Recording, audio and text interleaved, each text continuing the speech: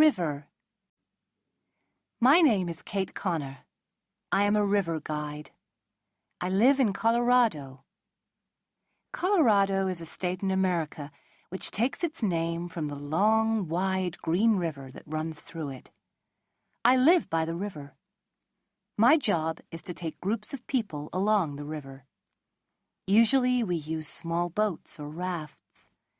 The people who I guide along the river come from the city. They are usually groups of businessmen who come from New York or Chicago or Los Angeles, places where they work all the time and never see mountains or rivers. This year, the river has dried up. There is no water. I look out of my window every day and walk down to the river, or rather, I walk down to where the river used to be.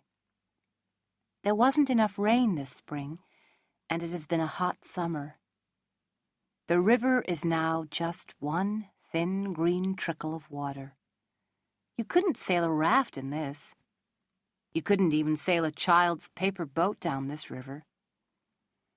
The river is never what it seems. The river changes. Every day there is less water. Today I went down to the river, and there wasn't even the thin green trickle.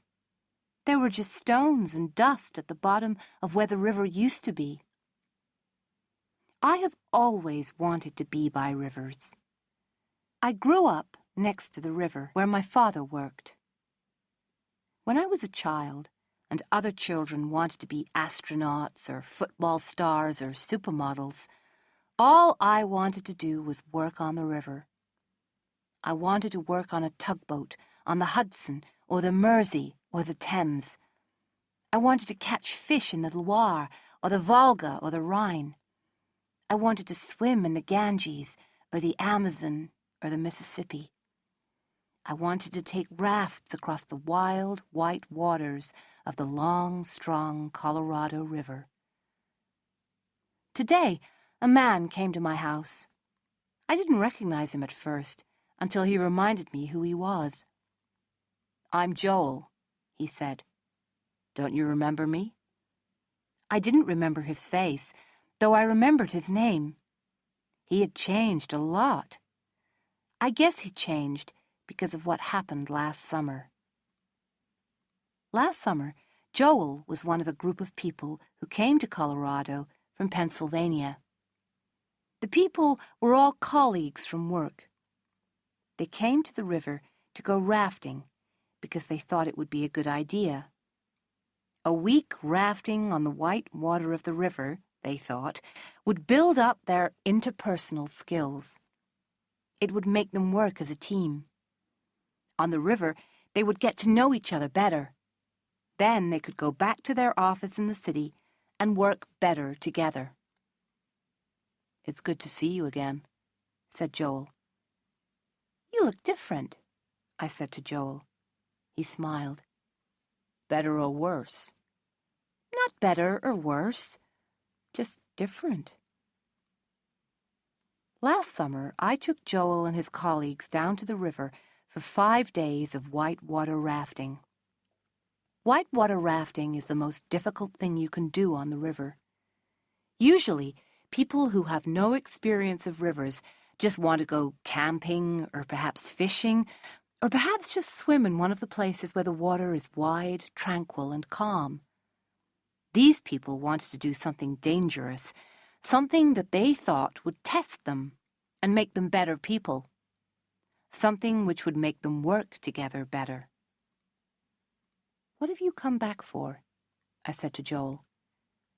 "I came back to see the river," he said.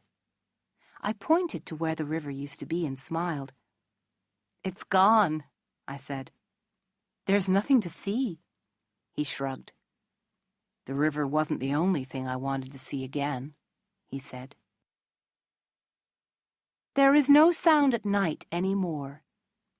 For all my life, I have gone to sleep and woken up with the rushing sound of the water in my ears. Now I just hear silence and the tiny sounds of the trees in the wind. I hope that the wind will bring clouds, which will bring rain, which will bring the river back to me. The first day with Joel and his colleagues was good. The weather was clear and warm, the river gentle. I told the people all about the safety precautions they had to take. I made sure they could all swim well. I made sure they all had life jackets. I made sure they all knew what to do if there was an accident or an emergency. We spent a day learning how to use the rafts. We sailed them on slow, gentle water. That night there was a big storm. We were all asleep in our tents, though, and there was no problem. The next morning, on the second day, the sun was shining again, and everything looked fine. They all wanted to go out on the river again. I told them that this was not a good idea. I told them that even though the weather looked fine, a storm in the night meant that the water in the river would be stronger and faster. People who were not experts should not go out on the river on the day after a storm. Even if the weather looks fine, the river is still angry. They insisted. "We're paying you," said one woman. "You have to do what we tell you." We went out again on the dangerous, angry river. I made sure that everyone had their life jackets on. I made sure again that they knew what to do if there was an accident. At first, it was exciting. Everyone was laughing and shouting because the water was much louder and faster than the day before. There was so much noise, I couldn't tell when the laughter became screaming. "He's gone under!" shouted one woman. "He's under the water and he hasn't come up again." Joel had fallen off the raft. Usually, people come back up immediately, but not Joel. It was possible to see his body being pushed about by the wild, angry river. His body moved from one side of the river to the other. There was only one thing to do. I jumped into the water and pulled Joel onto the raft, then moved the raft to the solid bank of the river. I pulled him off the raft and onto the solid land. Joel was not breathing. I thought he was dead. I opened his mouth and gave him artificial respiration. He still did not breathe. I pushed on his heart, and he breathed in and opened his eyes. He looked surprised to be alive. Last night, I lay awake listening to the silence where the river used to be. I listened to the trees in the wind. I didn't know what to say to Joel. I didn't know if I should tell him to go back to the city and his office, or ask him to stay here with me. The wind grew louder. I heard the sound of rain falling. The sound grew louder. This morning, Joel came into my room. "I came back here to see you," he said. "I came back here because you saved my life. I was dead, and then I was alive again." Outside, the rain was pouring down. I could already hear the river. The river was alive again. Joel didn't know why I told him to go back to his job and his office in Pennsylvania.